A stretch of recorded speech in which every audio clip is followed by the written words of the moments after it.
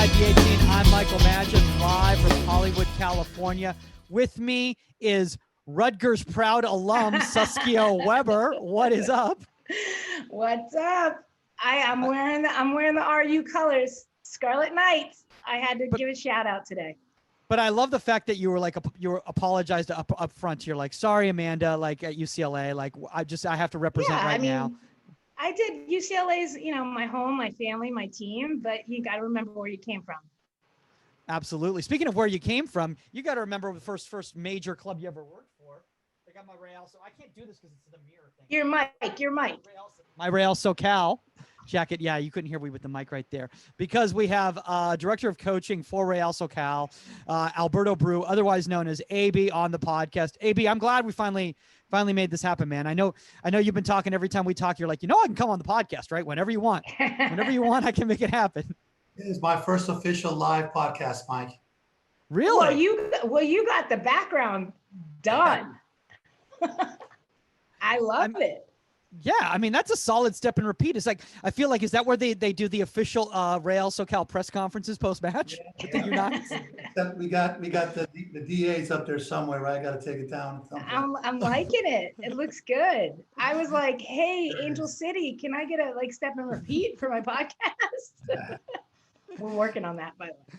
I would just like to see is every U9 U10 player just goes up there. They've got their little Gatorade bottle, they're getting the questions, but they've also got the earpiece in to get in all the different languages so they can understand, from all the international reporters that are coming in to talk club soccer, which is actually what we're going to be talking today, guys, because this is a question we get asked a lot: is how do you get a job at a club?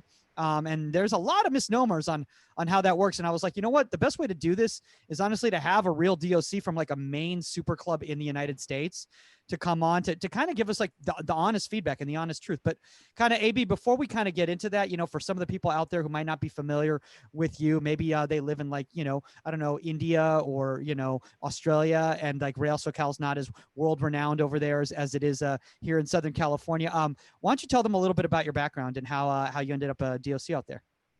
Well, I've been here at Real Socal. This will be my 32nd season. Oh my gosh. Coaching youth soccer. Oh my God. If you can believe that, Mike. So my 32nd year coaching youth soccer. So of course I played here in LA for a while and started coaching, and little by little started organizing, directing the club back in the heyday where there really weren't too many clubs organized, and just fell into being a director here at Real Socal, world famous Real Socal, as Michael Magid says. Absolutely. I love how modest you were about that too, AB, because the funniest thing is you just skipped your 32 years of coaching youth soccer. So anyway, I played here in LA, and then I got into coaching youth soccer. Now I'm at Real Socal. I was like, wow, that really was a nice way of bullet pointing everything in regards to your journey right there and everything like that. But I think, AB, the thing that I love most about you is that not only did you play in LA, but you also played when you were still playing on semi-pro teams, you were still playing in rec leagues, on the weekends and stuff like that. You would go out and just play like Sandlot.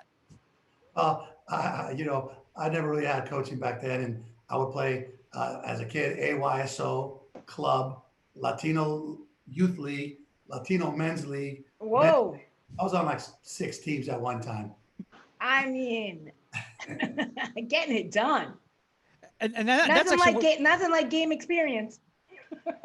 But that is true. And that's been a big thing for you, in regards to your career at Real Socal, and kind of your mission philosophy at Real Socal is that the game, how important the games are. I know for a long time there's kids are training. And it's well, that's great. So they're learning concept, but how are they going to ever be able to apply this, into the game? So I know that you've been very, very big about these kids need to be getting matches. And if you're sitting on a bench on an A team, go to a B team, get some games. Playing time and playing games, and of course bringing a realistic game related practice. That's really the best you can do. Yeah, I mean, and you look at it, and that's why goalkeepers are constantly getting loaned out and stuff like that. I mean, I'll tell you, right before the '99 World Cup, because I was number 2, and Bri was playing, we had a hiatus right before we came back into final camp in New Jersey before we went into the Cup. And myself and Lori Fair had to fly down to Mexico to play with the under 20s. so I could get games in. Now, first of all, I was 28. Okay, so let's put that in perspective, and don't do the math, everybody. But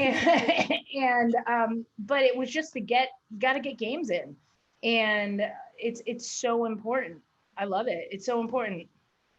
So let's kind of get into today's topic. I want to talk about the whole relationship between the DOC and the goalkeeper coaches at the club. And AB, maybe for some of the parents out there who might be listening and they're not familiar with the terminology that we're using, what is a DOC?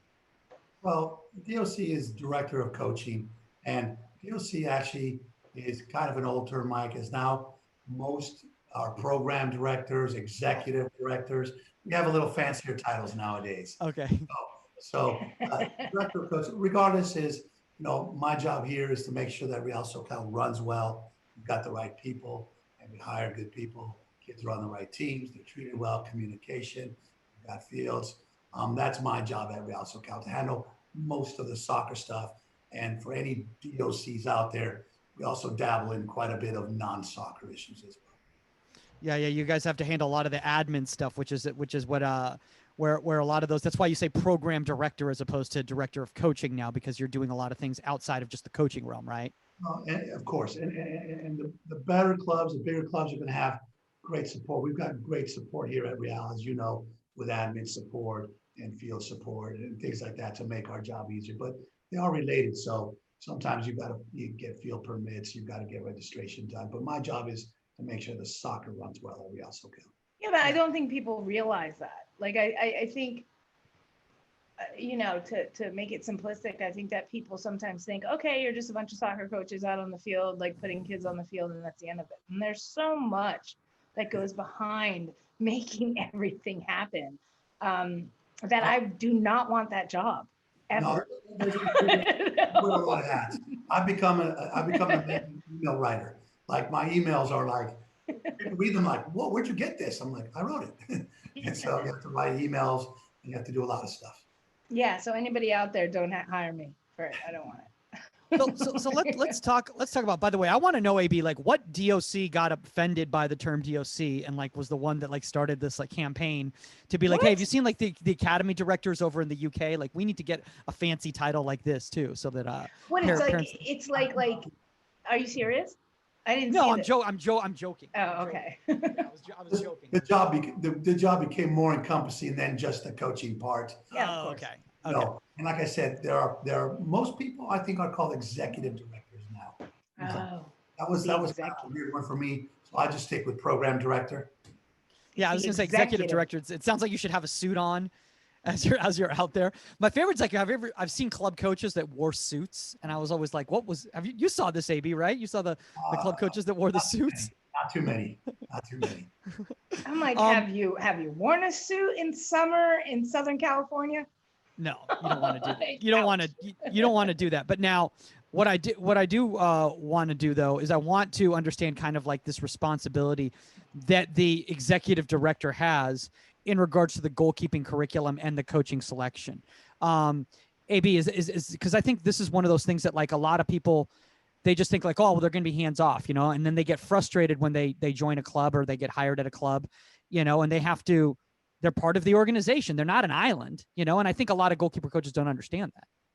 Well, ultimately, your responsibility is going to be, Mike, in hiring, right? Hiring, job description. We need you for this. We need you to work here. We need you to work with these ages. And there's so many different levels of club here and size of teams. If you have a club that has 50 plus teams, or as you know now, we have like clubs that have 10,000 teams in Southern California, right? And they're everywhere. This club east, that club west, that club north. So I don't even know how many goalkeeper coaches they would hire. And then a club that has maybe 6-8 clubs. So, in our club, we have 2 different sites. So we've got to hire 2 different goalkeepers. Then we have 2 different elite programs, right? We have the girls ECNL, the boys ECNL that are trained at different sites. So we have to hire for elite goalkeepers. But ultimately, your responsibility is going to be hiring, assigning, and job description. And of course, salary.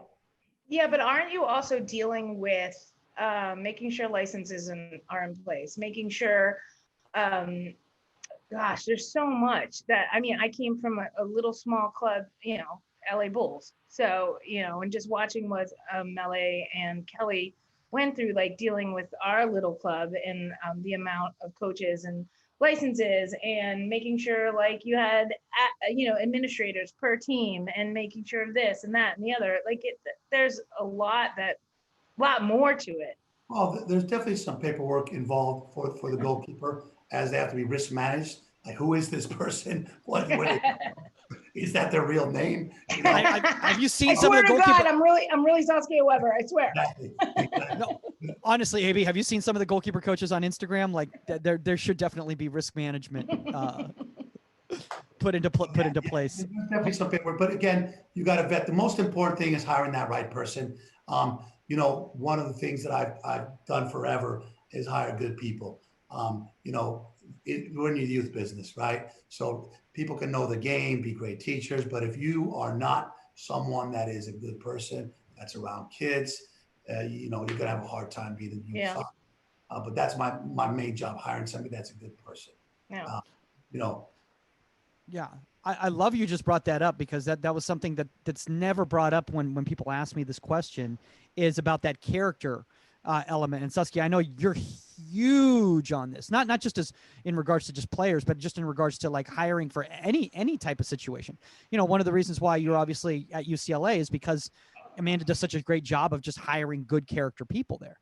Yeah, you know, it has to flow, and everybody has to be like kind of dialed into your vision, whether it's at Rio Socal or at UCLA or wherever it is, and on the same page. And I know, and with such a big club and so many teams, you know, you have to do your due diligence not to let those little people fall between the cracks and just be like, okay, whatever, you know, no, you know. And what people don't also realize is we have to, you know, we have to take exams for everything. We have to take, whether it's concussion, whether it's um like, you know, the kids being like, if you're working with girls and you're a man, it's this and that and the other. There's so many things that go into this, but the main thing is absolutely vetting that person and understanding that they have your vision and the right demeanor and attitude. You absolutely. know, because if I would never hire a coach that's going to sit there and yell and scream at my kids and like and stuff like that. And some people are just like that, and you don't know that. They can look good on paper and they can talk a great game, and then you know, you see them on the sideline and they're just verbally abusive or whatever. Those are things that can happen, especially with our youth. Yeah, that is a really good point, AB. And like, and so do you have to? Because I think this is something that a lot of times, like coaches, like, you know, their egos get hurt when they're like, oh, so and so needs me to go and run a session for them, you know. But you're not doing that just because you don't think they can teach. You want to make sure that they're the right teacher for your club, right? In hiring somebody, Mike, and as Saskia said, you know, you have to hire someone that you know really, almost, because a resume on paper means nothing, as you said, how you treat somebody. So you got to see somebody work. You got to know them, Yeah. where they worked, and so I get a lot of emails from people all over the world. Really, hey, I want to work for your club, and without knowing somebody, it's very difficult to hire them. Yeah, and I can't imagine, because like references, like you don't know who they put down as a reference, where they're coming from, and you don't, if you don't know the person that you're calling for a reference, like they're just going to fluff the person up. And like I said, you have to see them. You have to see, like, whether it's a trial period or whatever it is, you know, if they are just like, you know, the spawn of hell, can you figure that out while they're coaching, they're out. These are children. We have to Yeah, remember that these are children, you know, yeah, and we're teachers, and we are evolving their minds and their characters and their personalities, and this has to be a good experience for them, period, whether they go on to play soccer or not. yeah. That actually is the good point, is that you brought up whether they go on to play soccer or not, because AB, obviously a lot of people who've gone to Royal Socal, they have gone on to be pros and play Division I college and stuff like that. But then there's a lot of lower level teams, and I don't mean that in a derogatory way, but No. more developmental teams in the club where these kids never played college soccer and they never went on to do other things, but they've stayed around the game and they've stayed around the club because of the experience that they had there. And that, so that being said, like, so when you have a goalkeeper coach come out, let's say for a trial run, what are you looking for in this coach? Okay, well, let's say again, we talked about hiring the quality person, obviously. Yeah. You're looking for whether there's in our club, there's two hires. One is the elite level, right? So if you're going to be ready to work with the boys ECNL or the girls ECNL. For the elite level, you need somebody with a certain amount of expertise, because these are older players and these are good players. And so you need a coach that can teach, challenge, and work with that level. If we're hiring for the club, it's a different hire, because the club's going to share the goalkeeper coach, and it could be U8 girls, U18 boys. Right. So now you need somebody that has versatility, flexibility, ability to teach youngsters as well as train older kids. So if I'm a nice, patient goalie that shows good basics, but I've got a 17-year-old boy that needs a good workout as well as not the basics. So really, it's for the club. We need someone with flexibility, versatility, that can work with different levels, ages, and genders. So let So go ahead, Saskia. no, absolutely. I mean, when I came back in the coaching and I got brought into Bulls, part of that was for me to do junior academy. And my entire coaching career, like when I was coaching before that, like 16 years, like it was always elite. It was always the top, the oldest, and everything like that. So it was for me to be able to adjust to coach little kids and understand my patience and what did I need to do and how to dumb things down and be able to do that. And that was an education for me in itself.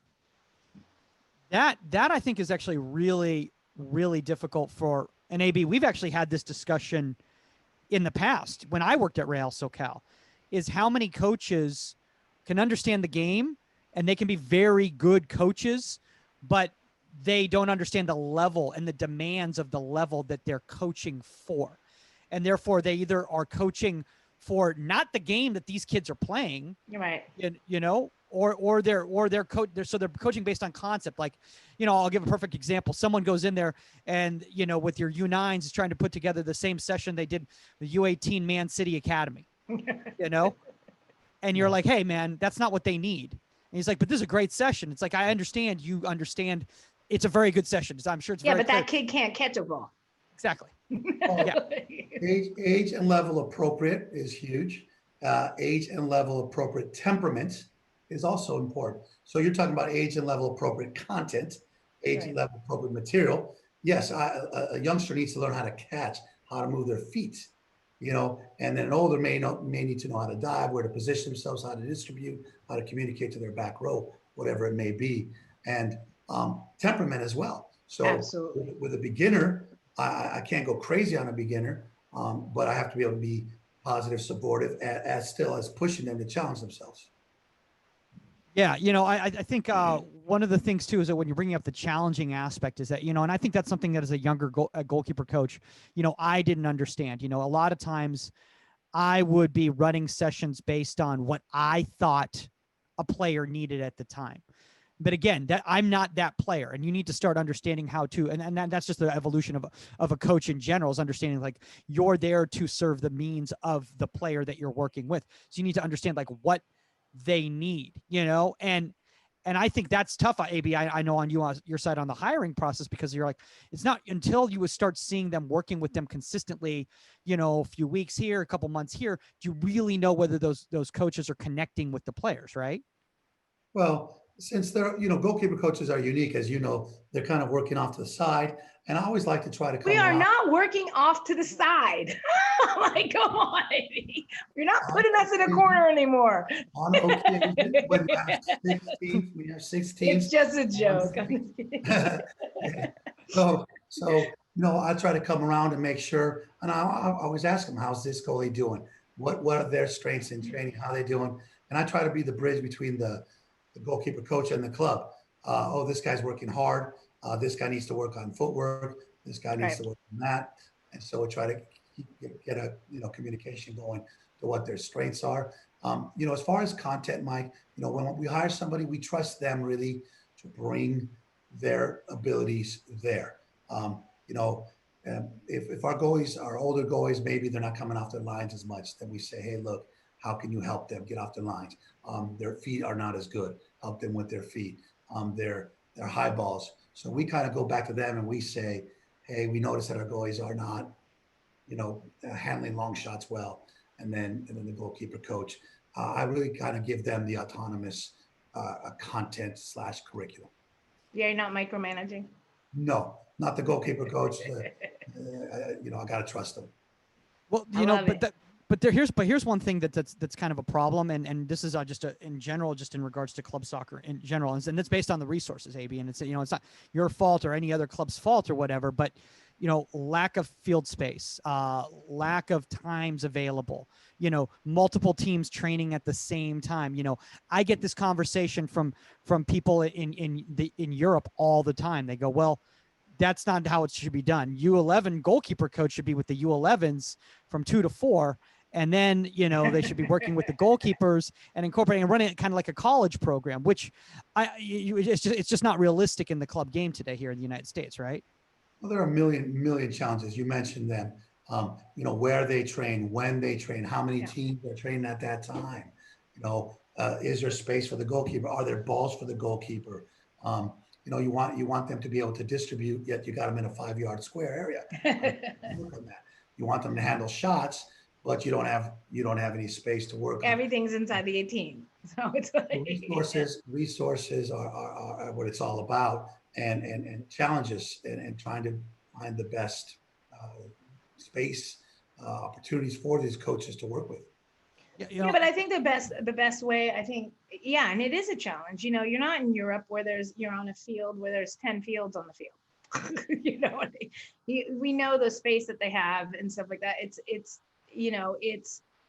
You're in a small space. I think one of the best ways to deal with that is get your keepers going, have a program that you're focused on whatever you've discussed with the coaches, and then see how you can integrate them into the team training and focus on those things at the same time. So have that conversation with the coach of that team, or if you're dealing with 3 teams at one time and bouncing around and saying, okay, we're dealing with long shots from outside the 18. Okay, so I'm going to get them prepared for that, and this is what we're going to do. And then you have to help with that because now we have a full field to deal with. So there's got to be communication involved in that. We're not just in a corner. I'm going to keep messing with you with that. They originally start out there, but yes. I know. Trust me, it's not the first time we've heard that. And again, we all know what a perfect world scenario looks like. Absolutely. Working on technical stuff, integrated in game situations, working with age and level appropriate. But, we have 55 teams. We have 55 quality goalkeepers. And how many goalkeeper coaches? Yeah, we have 4. Wow. Yeah, exactly. But yeah, no, we don't have 55. Exactly. We have 4 goalkeeper coaches in our club.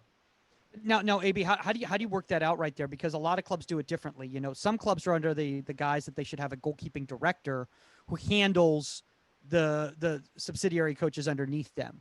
Is that how you guys do it over there? Do you guys have a main director, or do you guys just have several different coaches? But and right now, this has been affected by COVID. Obviously, right now we've got 2. But in a normal situation, there's not a goalkeeper director in the club. There's like 2 goalkeepers for 2 main training sites, and as I mentioned, 2 elite goalkeepers on both genders. Right. So there's the 4 goalkeepers in our club. That's how it works. And there's not a director of goalkeeping. That's another one of the hats that I wear. So I would be the director of the goalkeeping coaches. But in a I was perfect world, director of goalkeeping at the Bulls. I directed myself. There you go. well, that is the thing. A lot of times it was a club. Like for instance, when I was at Real Socal, I was the director of goalkeeping. It was me. And it was me. I directed myself. Right. But things have advanced, and obviously the game evolves, and and coaching and the way that we coach goalkeepers has evolved. And in regards to that, AB, that that's something that I think I really want to talk to you about, because like I think that what you were looking for in a goalkeeper coach in 2007 is probably very different than what you're looking for in a goalkeeper coach in 2020, right? Well, I think when you're talking about the elite goalkeeper coaches, that you get a chance to work more hands-on with them because there's fewer of them and it's more repetitive. These goalkeepers coaches hopefully can begin to know their goalkeepers, because as you know, in a club, and Saskia, you know this from having worked at the club. Sometimes you get a guy, and maybe you don't see him for a while, or you just get him every Tuesday, and so it's difficult to see how they play and how they affect. And you can really affect them at game day. But this team's playing in San Diego, that team's in Arizona, Right. this team's away in Long Beach. It's impossible for a goalkeeper coach to follow around teams to get them to see them in games. Right. So it's very challenging for a goalkeeper coach to get them to understand game-like situations. And that's where, as you mentioned, communication between the coaches has to happen to try to get them to understand how to affect their play during games. Because that's not, it's very hard for the goalkeeper coach to affect their play during games. Yeah, because you have to remember that you have a head coach they're the head coach for a certain amount of teams. And they see those teams, whether it's 2-3 times a week, and they do their training and stuff like that. You have a goalkeeper coach that's 55 teams, like looking at 15 teams a piece, and can't travel everywhere, has that kid once a week, maybe twice a week if lucky. So goalkeepers need training every day, just like field players do. And I don't, sometimes it boggles my mind that field player coaches don't get that. It's like, why isn't he picking it up? Well, maybe because I've trained with him once a week for a month. That's 4 times he's had goalkeeper training. But you're adamant that your field player, are training, 3 to 4 times a week. And it's the same for goalkeepers. They need that. And they need it. And no, you can't have 55 goalkeeper coaches. No, of unfortunately. Course, we'd like to. But we have access to our system, our setup has access to a goalkeeper coach every training, which is important. So I know that in the old days, a club might have, the goalkeeper coach comes on Mondays. So we have, if you have a practice, there's a goalkeeper coach there. Excellent. So remember when we say 55 teams for goalies, it does sound like spread out, but remember the Monday, Wednesday teams, there's a goalkeeper coach there from 4 to 6, right, which is a portion of the teams. Then 6 to 8 is a portion of the teams. And Tuesday, Thursday is a portion. And so our goalkeeper coach is there the entire time. So they can service in portions and components every goalkeeper in the club. So if you are a goalkeeper, you do have access to a goalkeeper coach every training session that you attend. But I think it's incredible. I think it's important what you said, in the sense that we all know that as goalkeeper coaches, we know there's one thing about training and there's another thing of seeing how if it's translating into the game. And so if I'm not in Arizona for a game, if I'm not, in Northern Cal, or if I'm not, out in the desert or whatever, because everybody's playing all over the place, I'm not seeing if what we're trying to coach is translating. And I have to take it off of video, or I have to take it off of, talking to the head coach. And obviously I want to be there on the sideline and at halftime or during the game saying, listen, your angles are wrong, or this or that and the other. And because of that limitation, that goalkeepers suffer from that.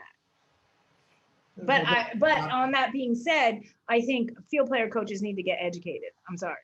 I need to be able to have a conversation with that they know what the hell they're talking about.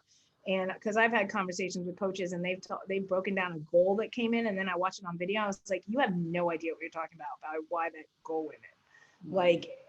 And so field player coaches, hello out there, you got to educate yourself. You got to know every position on the field. Sorry. No, that's a fantastic point, because ultimately we've just described the challenges of a goalkeeper coach being at games and your game coach is there at every single game. And you know, we have a variety. Some game coaches speak with the goalies and help them and can assess situations. And some maybe don't have that expertise. But that was fantastic advice. You want to be a master coach. You want to be a great coach and help your goalie, which is a pretty important position in the game to help you stop goals, to help your team's success. Yeah. Addressing your goalkeeper is good advice. Yeah, yeah. So educate yourselves. And like we've talked about this at their, part of whether it's your licensing or whatever, if you want to be a master coach and stuff, goalkeeping should be in that master license. Like you need to take some goalkeeper courses. You need to understand it's not something to pass the buck on, and it's as simple as saying if you were a forward and now you're a master coach and you don't understand defense, you're a head coach, figure it out. So it's the same thing. It's one of the most important positions on the field. They're all important. I want to bring this up though, AB, because one of the big issues I think that happens a lot of times is you already just brought up the numbers in regards to the numbers percentage wise, how much time the kid is with the team versus with the goalkeeper coach, right? And because of that, I always tell a goalkeeper when they're working with me, almost look at it as almost like an active lecture, because you're only with me for this certain percentage of time throughout the week. Use that knowledge that you just learned this session that we worked on right now and keep incorporating that into your training throughout the week. But your coach needs to be aware of what's going on. And the coaches can't just be like, goalkeeper coach isn't here today, I don't know what to do with him or her. Exactly. Go kick some volleys in the corner. Go kick some volleys in the corner. Which I see that a lot, and I'm not saying that happens at Real Socal, but I see it a lot.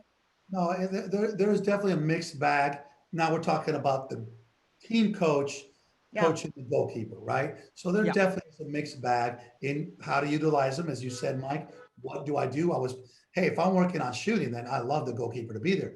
If I'm working on switching the ball in midfield, I may not know how to incorporate that goalkeeper in there.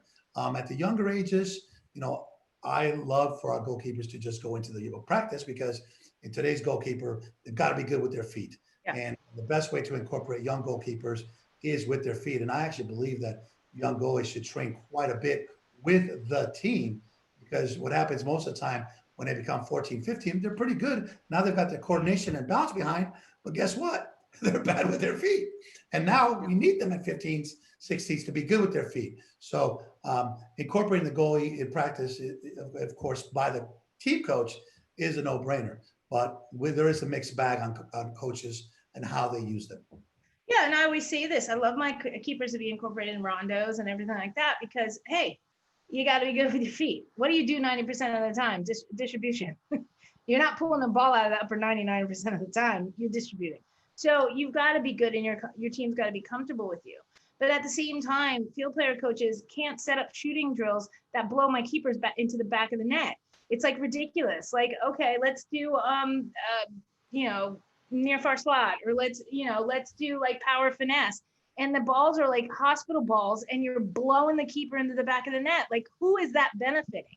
Like, create a shooting drill, create a drill that benefits not only your keepers, so it's more game-like if you don't have a keeper coach there, and your field players. Like, sometimes I'm just like, I look at them, I'm just like, this drill's not for you. And I'll turn around and be like, this is crap. And I'll say something. I'm like, guys, pull this pass out, pull that slotted ball out. This is ridiculous. This isn't game pace. You're killing the keepers. You just brought up a great point, Saskia, in regards to game pace. I apologize to interrupt right there. No, absolutely. That's one of the things, AB, I think that's the issue, and this is just an issue in youth soccer in general, is this game related? I know years back, because I was taking every goalkeeper course known to man, every coaching course known to man, because I wanted to try to be the best coach I could be. And because of that, I was still very young, and I was trying to put all these concepts together in an atmosphere that was artificial, unfortunately, but I was trying to incorporate everything that I was learning into these sessions. And you pulled me aside and you're like, that 16 plays for a B team. That 14 is an academy kid. That kid can barely strike a ball. This session doesn't work. This session doesn't work because they're all on a different level, and the speed of play is not realistic to what they're seeing day in and day out for their levels. Well, that's a challenge now for the goalkeeper coach, because you could have, we try to group them together, because it's a big problem. If I'm working with a 12-year-old girl and an 18-year-old boy, right, the ball right there's an issue. And So to try to group them, that's my job at the club, to try to get a grouping. So if I'm the goalkeeper coach and I get the goalies that they're maybe 8 to 10 year olds, and the next grouping is maybe a 12 Right. to 14 year olds. Yeah, But you're not putting the same four teams on the field where you have two of the teams with 12-year-old boys and girls, and they have 18-year-old boys and girls.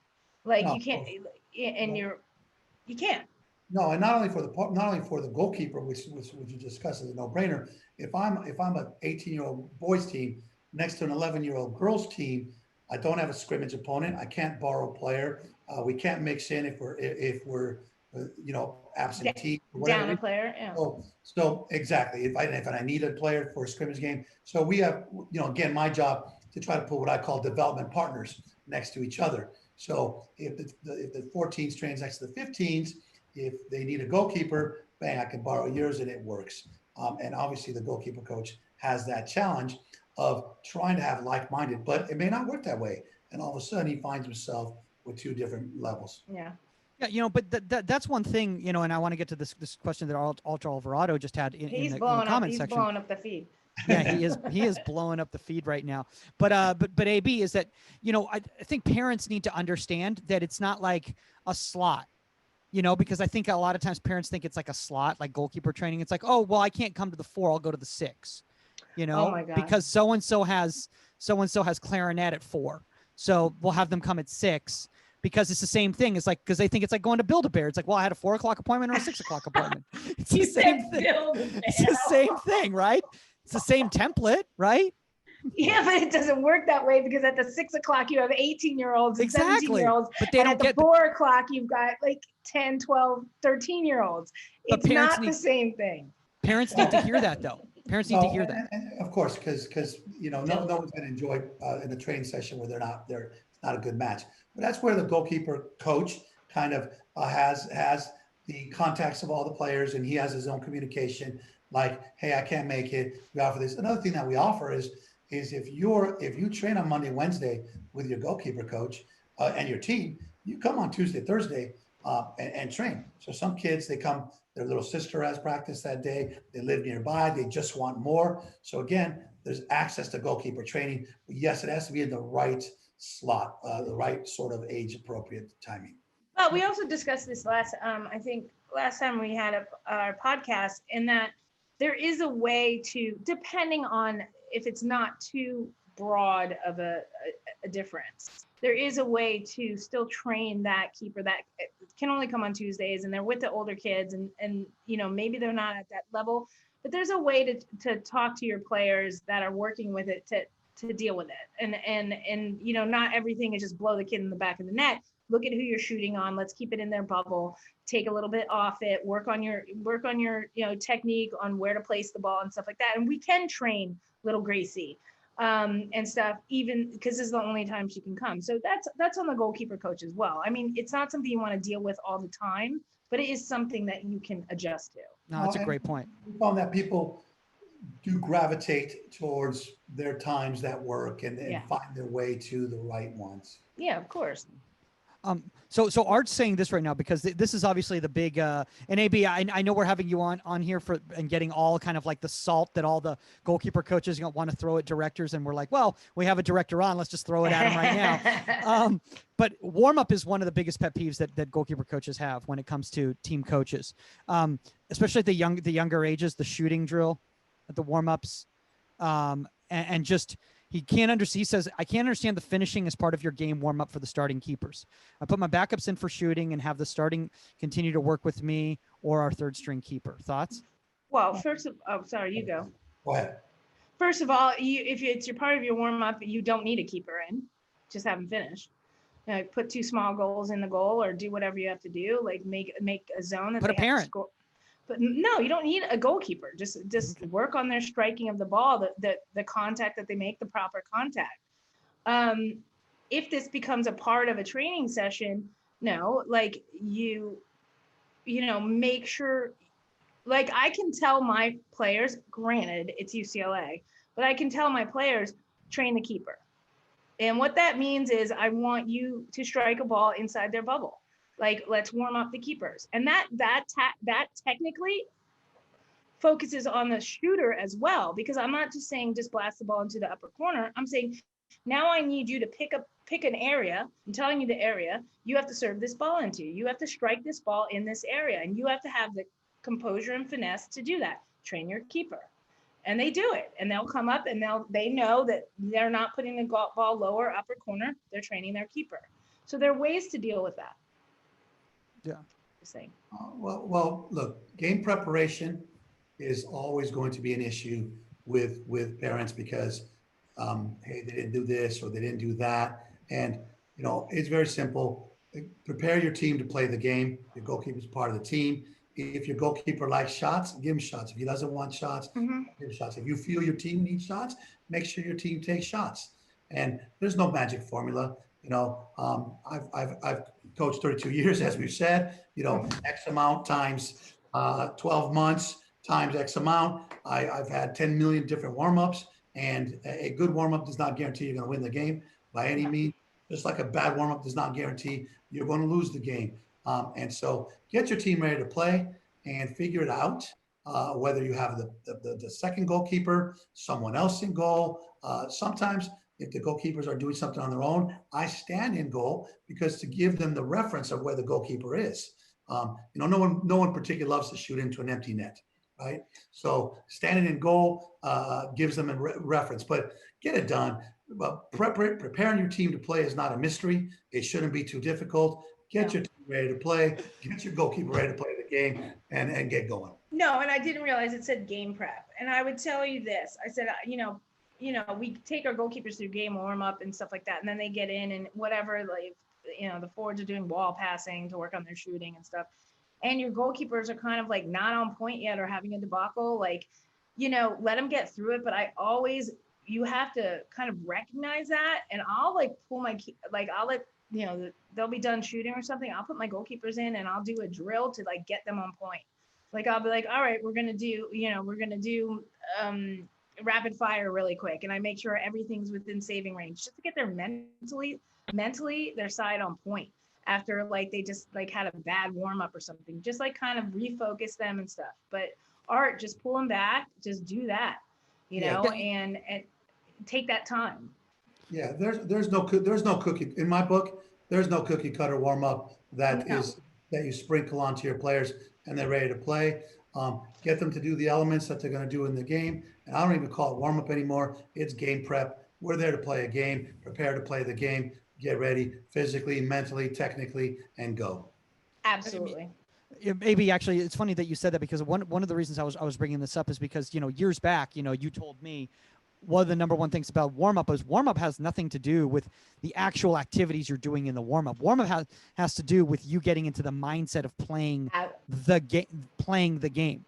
You don't really need those crosses. You don't really need those shots to your hands. Your brain tells you do, which is going to make you confident to be able to perform those activities in the game, right?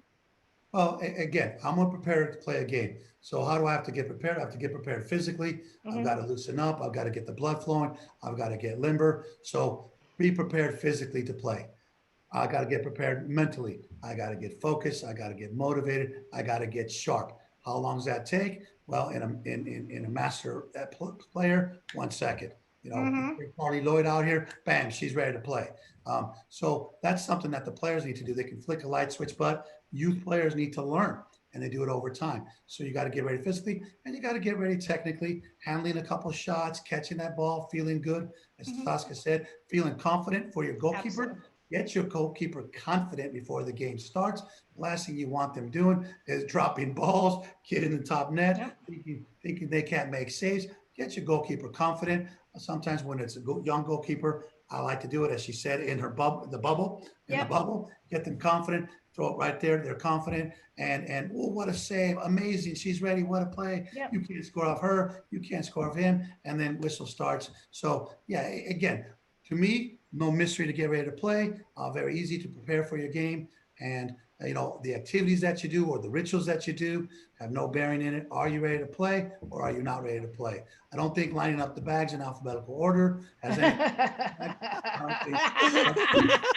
What they're wearing is They got to have the matching shirt. You got to have the matching jackets. Everybody line your bags up by number in I'm like, oh goodness. Yeah. No, you know, Matching jackets. Everyone's got to be in rhythm during the stretches. If everyone's in Guys, rhythm, you're going to listen, play well. but there's something to be said, and we just talked about this with Aaron. There's something to be said about like having rituals and having those things.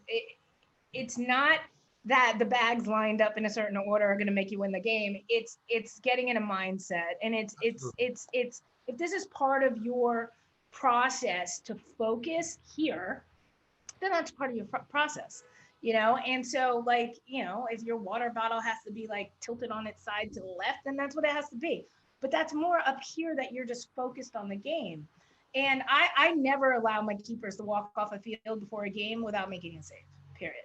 And a lot of times the shooting drill is the last thing. And if like they get scored on and you hear the coach like, everybody bring it in, I'll walk up and I'll be like, you got to make some saves for me, because I got to bring that confidence back up. Because the last thing I want them to do is walk off the field to get into a game having given up a goal in practice. No, you're gonna make a save. You're gonna feel confident. Now go.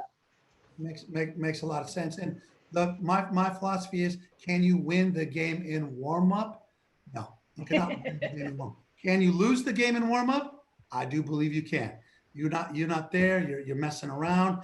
The game starts. You give up goals. So you've got to do everything you can to prepare yourself to be ready to play. Right. And I would tell every keeper out there, find some regimen. Find something within yourself that gets you, whether you're driving in the car with your parents and you always listen to the same music, or you have to have a certain pair of gloves, whatever. It's not about the gloves. It's not about the music, but it's about you going into that space mentally to say, I'm ready, I'm focused, I'm thinking about soccer, I'm thinking about the game. Something I want to bring up right now is really interesting is that I want to be devil's advocate, because, everybody's complaining about like, well, I can't believe the head coach isn't focused on the goalkeeper in this or whatever. And I'm kind of like thinking, it's like, okay, if I'm a poor, coach, a young coach, I'm 26 years old, and it's 8 a.m. in Lancaster, and I got 18, Lord, I got, Lancaster. and I've got 18, No. 10-year-old, 18, I 10-year-olds never have to in a drive van. to Lancaster again. Yes.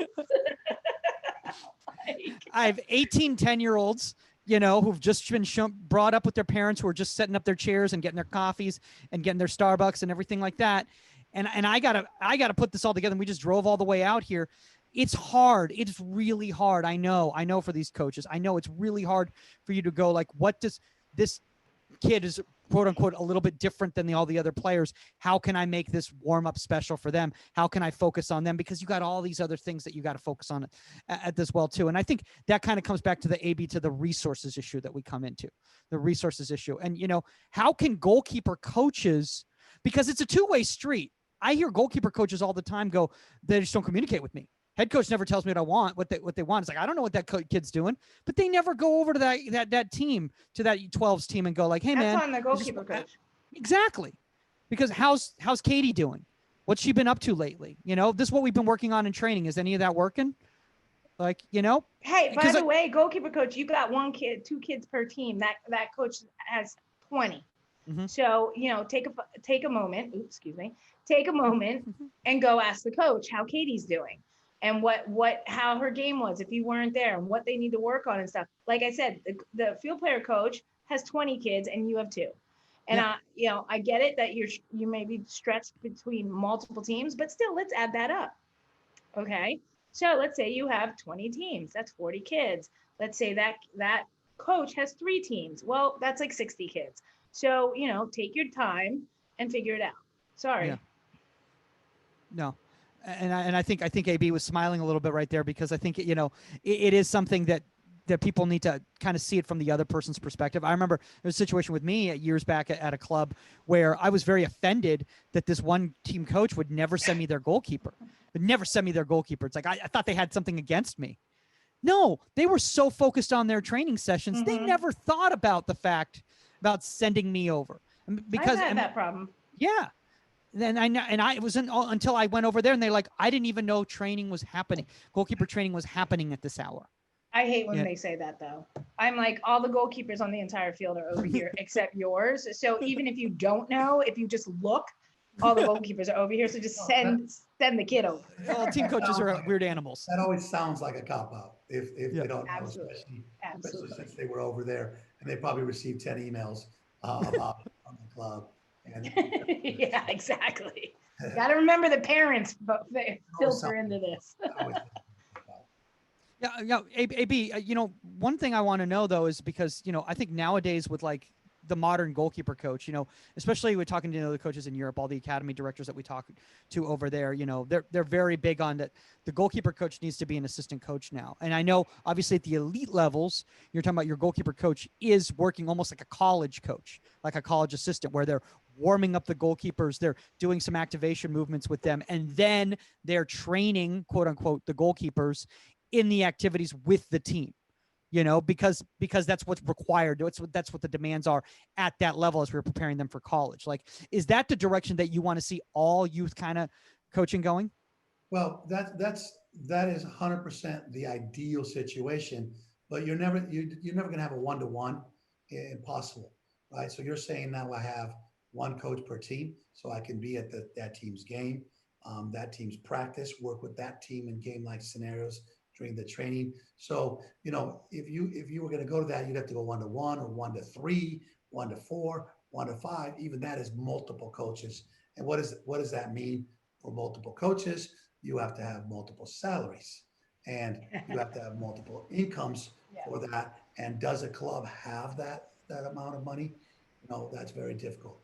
So I don't think we're headed towards that. I think we're headed towards maybe pods, kind of like what I've got in our club, where maybe this guy's in charge of the youngers, maybe that guy's in charge of the olders, maybe that guy's in charge of the boys, maybe that guy's in charge of the girls. Um, you know, uh, the 77, the 99, the 11 aside. So I think we're headed towards pods, but I think we still have the challenges of personnel and finances, Mike. It's very difficult. I mean, I'm glad you brought up the finances thing because that's something that I wanted to bring up with you. Saskia and I, we've had this conversation before when we talk to younger goalkeeper coaches. Is that, when you're looking to hire somebody, that's something that comes into play as well too. I mean, like, and I'll be like straight up honest, like myself and Saskia, it's gonna be more of a challenge for us to work at a club. It just is. Because of the resources, because of the finances, because of the availability and things like that. And do you have these types of open, candid conversations when you're talking to somebody about hiring them, or when you're talking to your board about what makes sense financially for you guys, and from a coaching standpoint?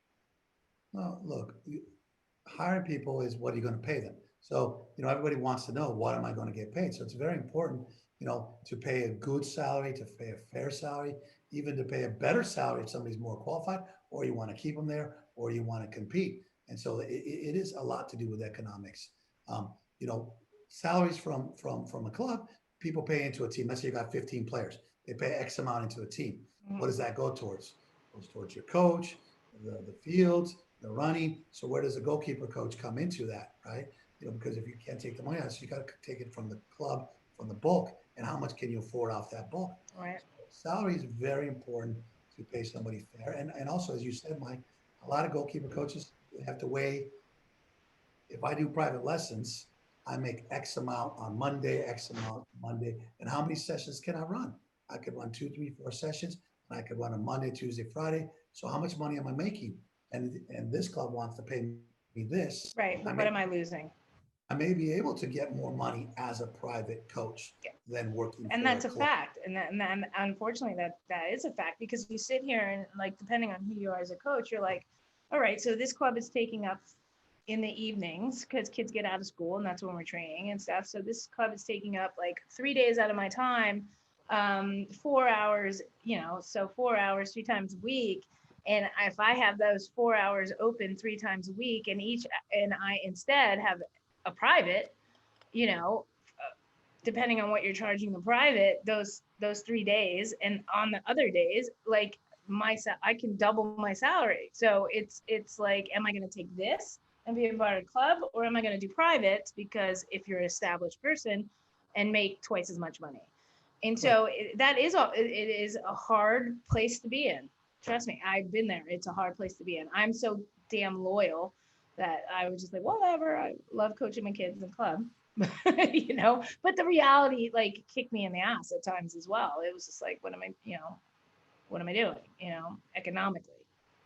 But I will say this, to on the flip side right there for any younger coaches that are listening right now, if you're a younger goalkeeper coach, you need to, at least for some period of time before you go off on your own, you need to work at a youth club, because you're not going to understand how to run a program unless you work at a club first. But you also have to do your chops. You have to, first of all, you have to establish yourself in the area you live in. You also have to, for me, like, I was out of the game for 16 years. So for me to come back into a club to understand how things were changing, how dynamics were changing, how the game was changing, and being a part of that was incredibly important to me in order to be the best private coach as well and coach that I could be. I needed that time for me in a club, 100%. Like, and I obviously had already won a World Cup and stuff like that, but I still needed to spend my time in this arena and see the dynamics, see how kids physically have changed, like how the speed of the game has changed, everything. Well, that's like, actually... kids can't pick the ball up from a back pass anymore. What is that? Oh, I'm just kidding. Oh, they couldn't do that when you played either. Come on, Sauce. Come on. They could when AB played. When AB played, they could pick it. I actually retired pretty close to when they passed that rule, Mike. Really? That was a big joke that I had. Like, that's it. That was the end of my game. My big thing was fake field and pass to my goalkeeper. So when they took that away from me, I almost retired at the exact same time. I'm done.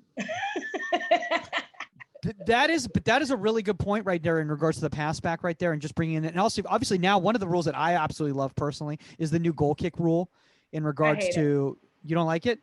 You want it to have to clear the 18? I think it's stupid. Okay. AB, thoughts on the I think go ahead, AB, you're better at this than me. Yeah, go. No, I think the back pass rule was a no-brainer. Yeah.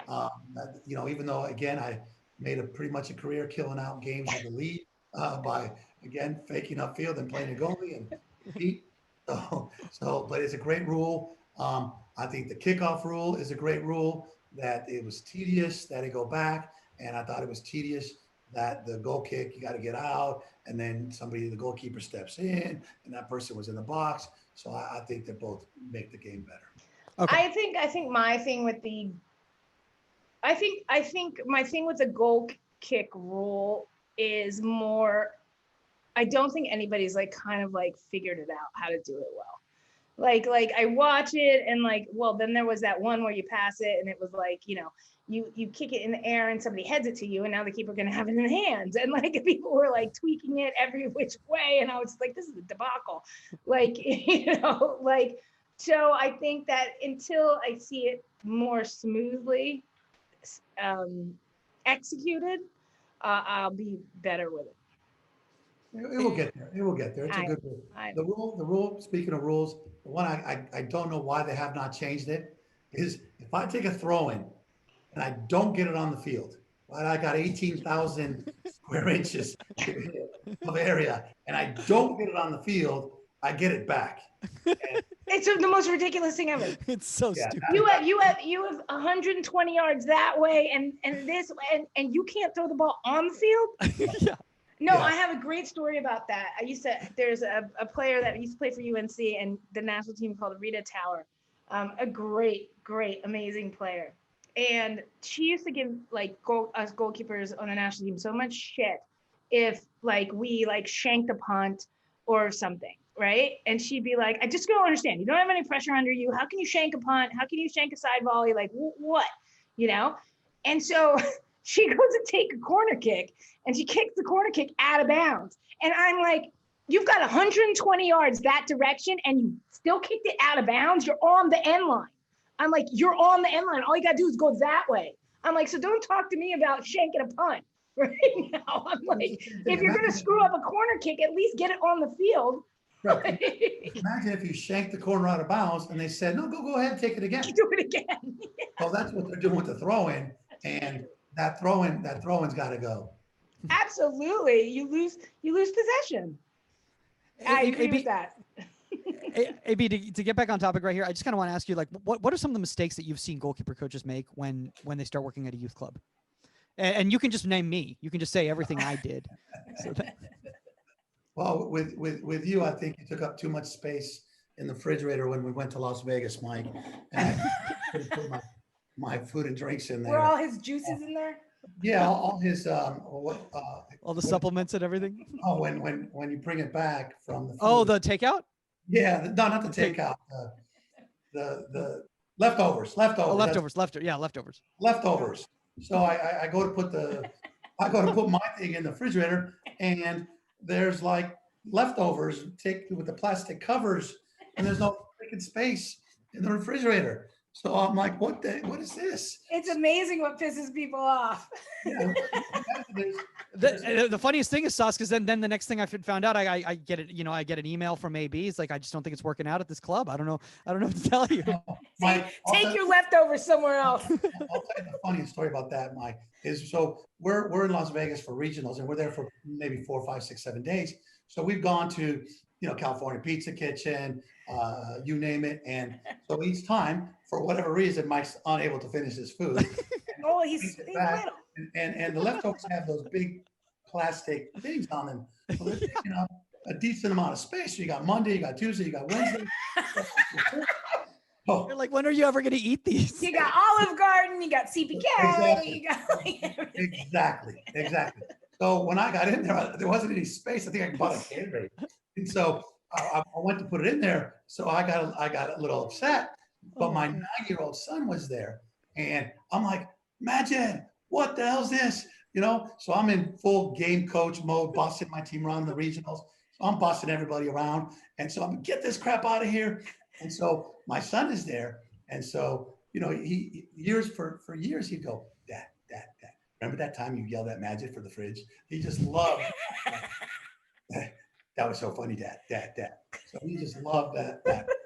I just yelled at Magid for the fridge. So getting back to your question, definitely not commandeer the head coaches when you're at regionals. That's number one, as you young goalies out there. So know your place. Know your place. You well, have like a corner of a shelf. Come on. and I think that you guys will understand, but where do you draw the line? I think sometimes a goalkeeper coach will then think he's the head coach. You need to stand here. Well, hang on a second. Our team's giving up shots from all over. That's too high. We're going to lose games if you stand there. So sometimes a goalkeeper coach, you need to do this, and you're not the head coach. So that's one mistake that goalkeeper coaches make. The other one, I think, is they don't know who they're working with. And so let's say that you're supposed to take 3 steps and reach with this hand. Well, this guy cannot take 3 steps. So teach him to take 3 steps first. And so they're trying to teach him something that individual needs. That individual needs this, doesn't need that. So that's a big mistake that goalkeeper coaches make. And the other one is when they actually try to be the head coach. That's it. But we've been fortunate. We've had good goalkeeper coaches. And the other one is, which is tough, how do you keep advancing? So if I show up on Monday and you throw a ball at me, great. Tuesday, wonderful. Wednesday, great. What happens 3 months from now? He's still throwing the same ball. What's next? And 6 months from now, what's next? So that's a challenge. That's a challenge. How do you train the goalkeeper? How do you teach the goalkeeper? How do you advance the goalkeeper? So as a goalkeeper coach, you better have an idea of what's going on and what's next. So sometimes, because I look over and they're throwing balls at them, and I look back and I'm like, are they ever going to do anything different? So obviously it's timing, but have some kind of a progressive idea of training, teaching, and advancing. I think one thing I want to do. I agree with that 100%. Like even with my UCLA keepers, like even getting to know them and like, cause I haven't even been there a year, but like understanding each one of their deficiencies and tailoring every training to that. Sometimes there are trainings that I don't have them for that long, so I just have to get ready to go in with the team. Other times it's like everything's curtailed in a sense to what each individual needs. And and how to progress from that. So like, I'm not going to keep doing the same thing. Like in a week or 2 weeks from now, I'm being like, we have been going over this. Your footwork should be now at this point, we can progress. So like you said, teach them how to do the step. Now let's put in the hand. Now let's put in this. So where am I going from this? I'm not just going to keep teaching you that one thing. It's like, what's the end game in this situation? And you always have to have that. Yeah. Yeah. You know, but I think one thing that I want to say though about that is that I think a lot of goalkeeper coaches, a lot of young goalkeeper coaches, especially, they're not willing to be flexible and listen to direction from a coaching director, you know, who comes over and says, hey, blah, blah, blah. Because the big argument, AB, what's the big argument you always hear? Oh, they don't know goalkeeping. They don't know goalkeeping. You know, they should stay at, I'm not getting involved in, their DA session. They don't know goalkeeping. Let me do my thing. I know what I'm doing, you know? And what do you say back to that? I think you just inadvertently pointed out a big coaching mistake there. Yeah. So if you're the goalkeeper coach, not listening to the director at a club, not listening to the director of coaching at that club, that would be a mistake. A big mistake. So definitely, have a conversation with the director of coaching. You could say, hey, this is what I was thinking, but definitely listen. And the director of coaching, on that end, should also have a very reasonable idea of goalkeeper and goalkeeper training and goalkeeper development, so they can let them know what we need to work on. And, and the thing I have to keep saying, the thing I love about UCLA, and obviously the three of us, four of us work incredibly well together, is that open line of communication. And it's even if Amanda turns to me and it's just like, I just don't understand why this keeps happening. And like, for me to break it down mechanically and stuff like that and say, I agree with you. I don't understand why it keeps happening too. And we're trying to work on it, but this is why it keeps happening. This is why every time she comes over here, she's late setting, she's on her heels and this and that and the other, and not like, and so when I break it down, like, but to be able to have those open line communications. So, the head coach realizes this is something you identify with, you see that it's happening, and it's something you're working on as a goalkeeper coach. But for them as well, it's not just they're letting in goals. This is mechanically why they're letting in goals. This is something that we're trying to retrain in this person, and to explain that to your head coach that way and be on that level with them, then there's an understanding. Just don't, why does she keep letting in the goals? Well, I don't know. You know what I mean? Like, actually have an answer, and a goal and a path to try to fix it. Yeah. I mean, I think one of the problems too is that, and I don't want to focus on just all the negatives or whatever, is that goalkeepers are great. No, I think a lot of the problems is that a lot of times the goalkeeper coaches, young goalkeeper coaches, especially, they don't think about the big picture. They just think about their goalkeepers. And they don't, like you were AB, like you were talking about. It's like, well, I told them to play high. He's like, yeah, but did you watch the shape they're playing? Do you know the system that coach plays? Yeah. Like, that doesn't work for this. You're playing concept right now.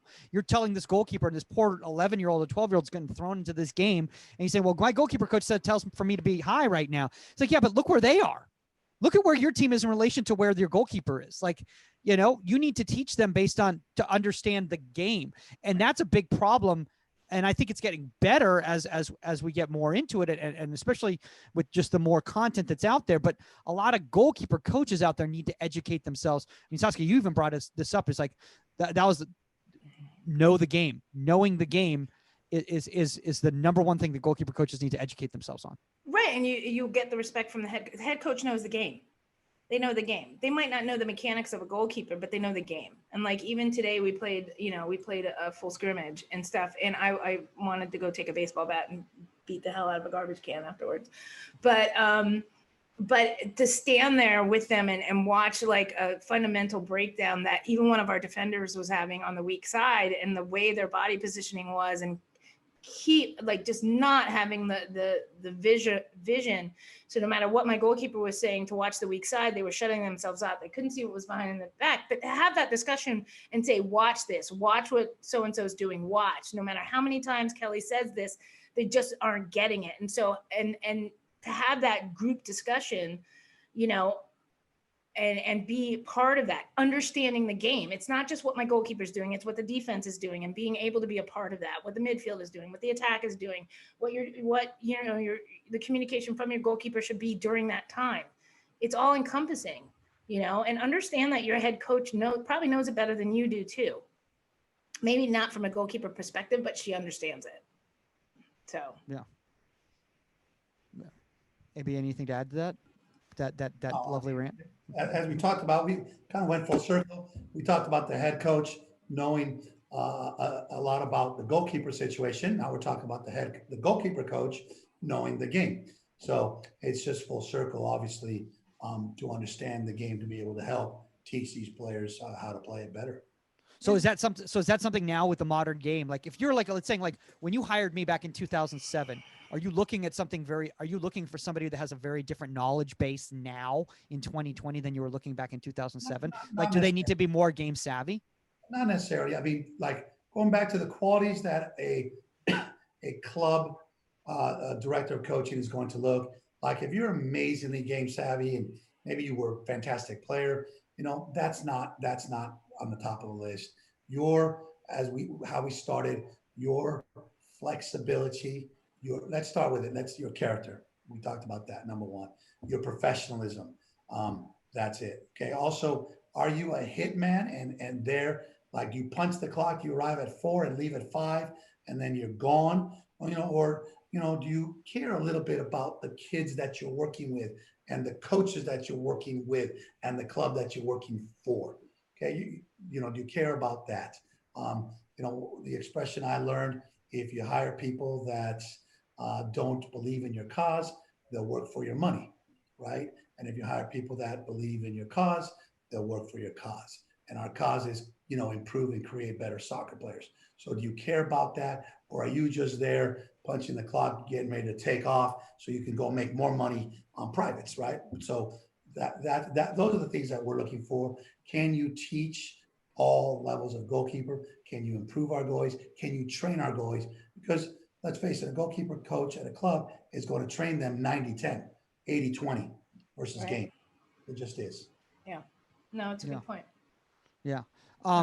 By the way, I love the fact that in the comment section right now, people are answering each other's questions. I love that. I absolutely love that type of community aspect. It's like, I'm sorry, I didn't see this question right here that Chris Steele had right here. AB, he asked, what's the best way for youth players to increase their soccer IQ? Youth players? Yeah. To increase their soccer IQ, there's only a couple ways to do it. One is to play the game as much as possible. The other one is to watch the game as much as possible. And the other thing they can do is engage in conversation about it. Messi's better than Ronaldo. Why? Well, he makes runs off the ball. He's a versatile scorer. He can pass. He's a better defender. And I'm not making that case for Messi. We all know Messi's better than Ronaldo anyways. But Messi was better than Ronaldo yesterday, I'll tell you that. Those are the ways. Ronaldo's amazing. Let's not denigrate Ronaldo. He's amazing. No. Those are the ways. Number one, youth player, play the game and play it unofficially as much as possible. Play it at your practice, play it 1v1, play it against the wall, play it on Saturdays, play it on Sundays, play it in other teams. You get the point, play. The other one, watch the game. You can watch everything on TV today and everything. And then be immersed in it. Ask questions, talk about it, try to understand it. I would say for young goalkeeper coaches out there, what are your other goalkeepers doing while the one goalkeeper is in goal training?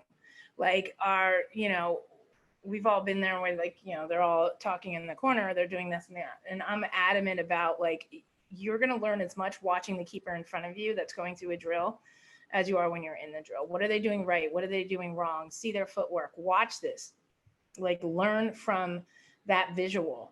And it's same thing with the UCLA keepers. I'm like, if they're across from each other in small sided, I'm like, why did so-and-so give up that goal? Did you see it? What was their positioning? Learn from it. Watch the game, watch your position, learn from mistakes and learn from what people are doing right. And get it in here. Yeah. My favorite answer I get from young players, and they go like, oh, I don't really like soccer. Well, I don't really like watching soccer. I don't really watching soccer. I just like to play it. Like, how do you learn the game? How do you learn the game if you don't watch it? Like you're literally, that means that you're going into something blind, because if you're not watching it, then it blows my mind. It's like, I don't really like, I don't like really listening to podcasts, you know, but I like doing podcasts. It's like, well, how do you learn how to do a podcast? Like, it doesn't make any sense whatsoever. Not saying I learned how to do a podcast.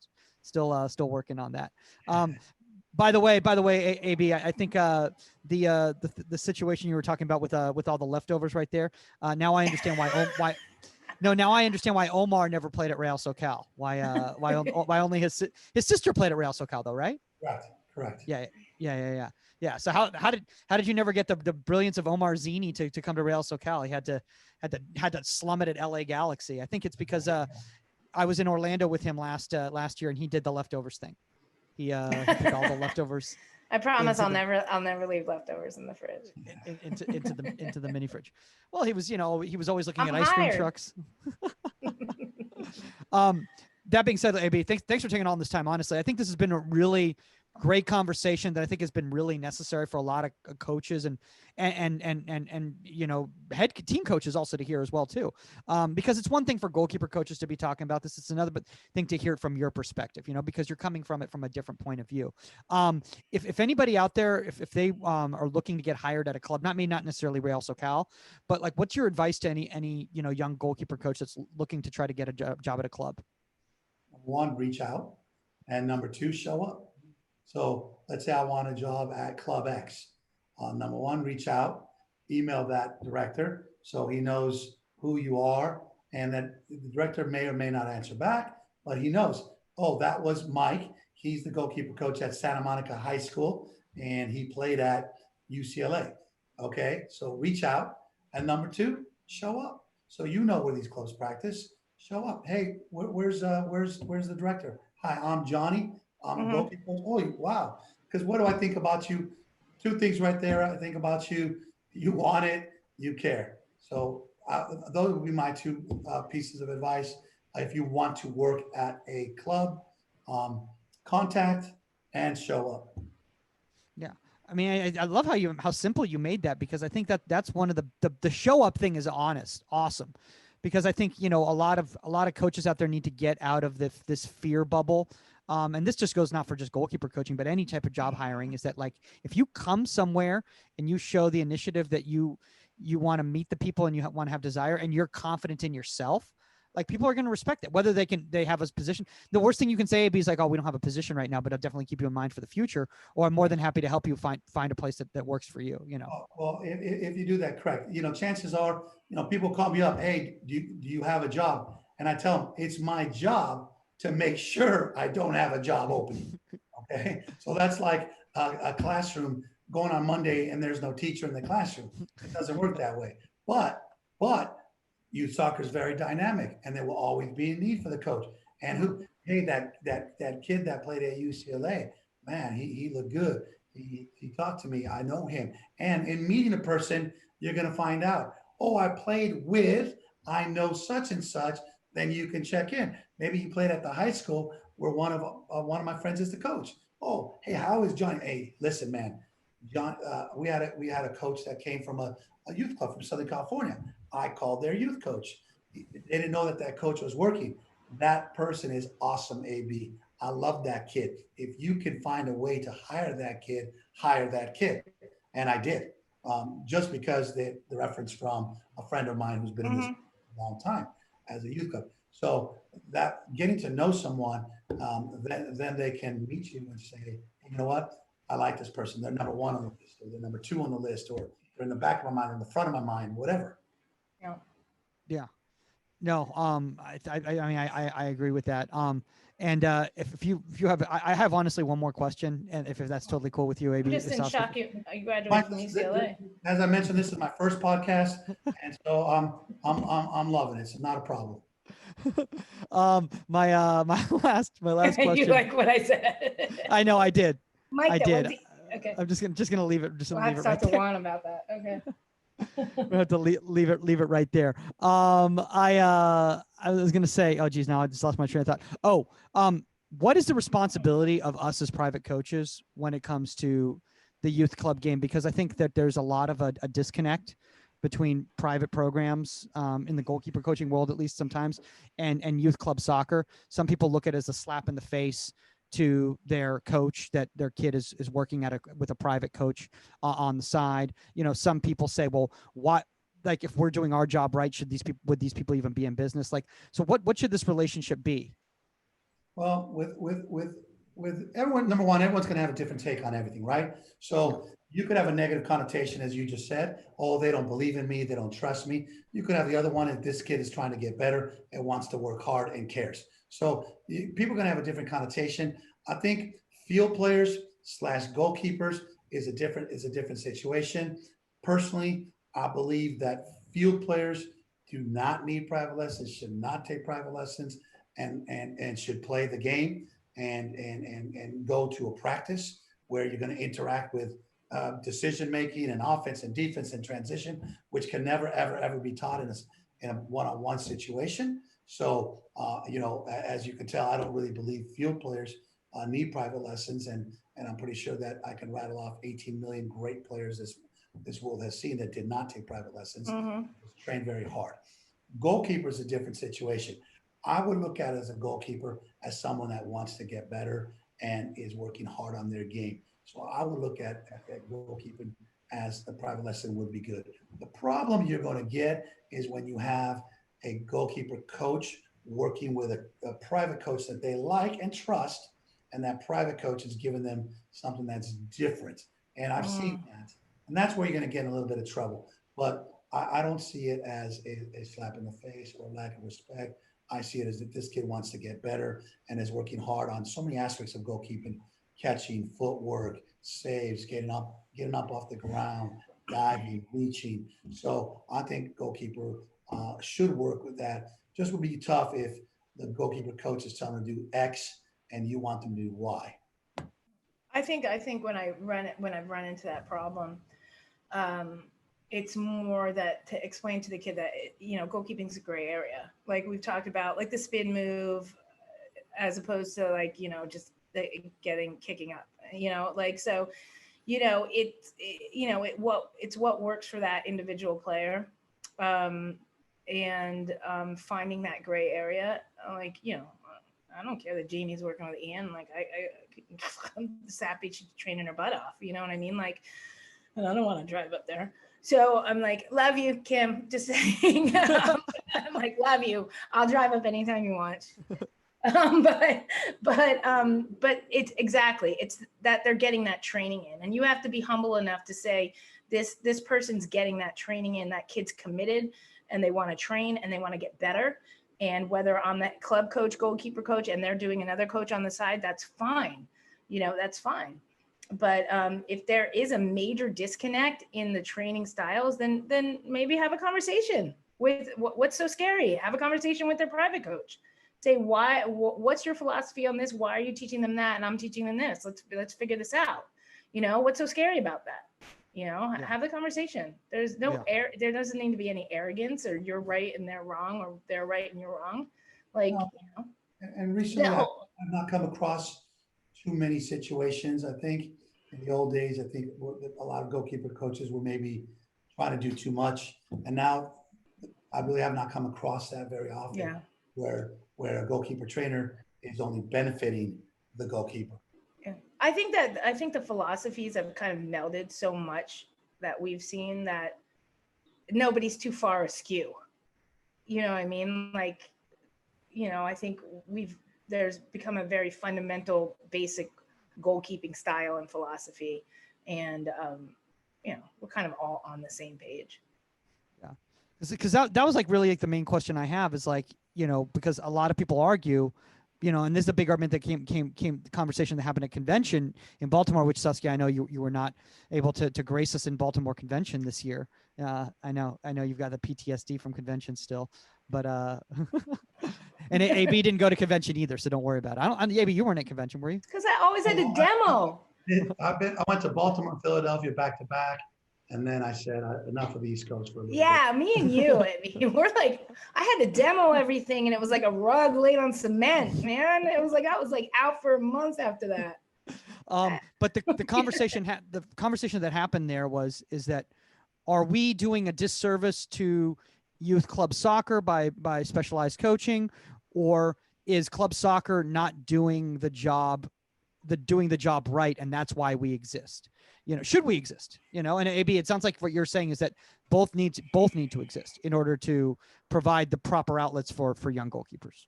Well, the consumer, so to speak, is always going to reach out, and there's always going to be a need for a speed coach, a mental coach, a goalkeeper coach, a private coach. So number one, the market's out there for everybody.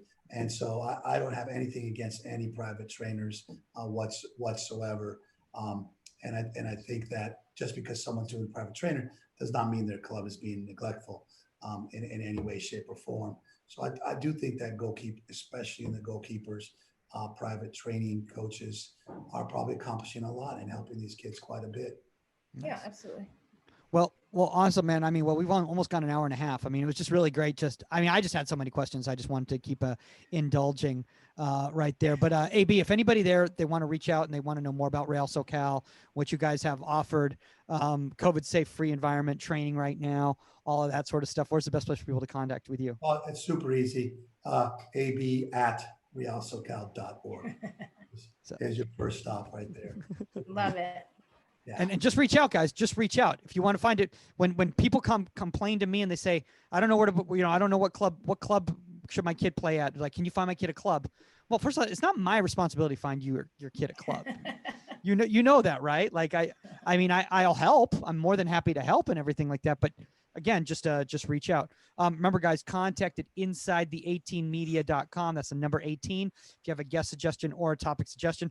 Shout out to everybody who's been saying that we've been needing to have an executive director on the podcast recently, because it is a topic that needs to be handled. And AB, honestly, it was awesome to have you on for this.